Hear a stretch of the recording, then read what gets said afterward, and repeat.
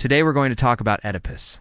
Oedipus, according to the oracle of Apollo at Delphi, was destined to kill his father and marry his mother, but his parents, King Laius and Queen Jocasta of Thebes, couldn't believe it.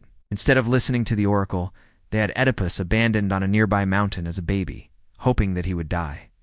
But instead, he was rescued by a shepherd, who gave him to another shepherd, who then gave him to King Polybus and Queen Merope of Corinth as their adopted son.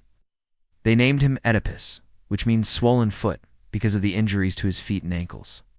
When Oedipus grew up, a drunk person told him that he was a bastard, meaning at the time that he was not their biological son. But King Polybus and Queen Merope denied this, so Oedipus went to the oracle at Delphi to find out the truth.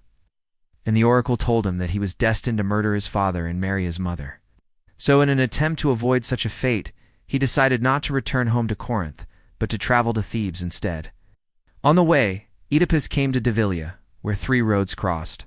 There he encountered a chariot driven by his birth father, King Laius. They fought over who had the right to go first, and Oedipus killed Laius when the charioteer tried to run him over.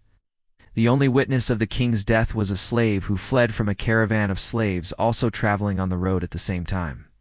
Continuing his journey to Thebes, Oedipus encountered a sphinx, who stopped all travelers to the city and asked them a riddle. If they got it right, they could continue on their journey. If they got it wrong, they would be killed and eaten.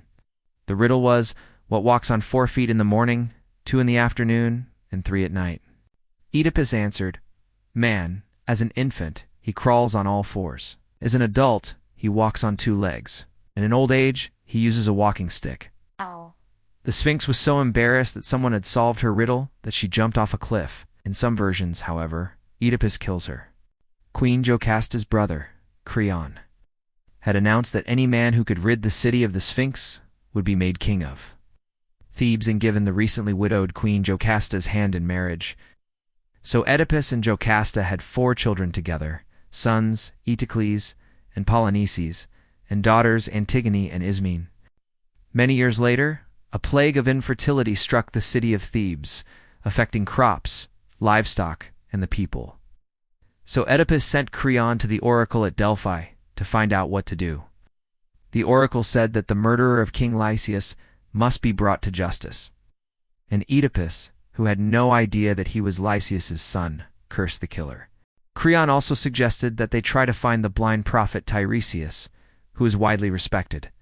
Oedipus sent for him, but Tiresias warned him not to seek Lysias's killer.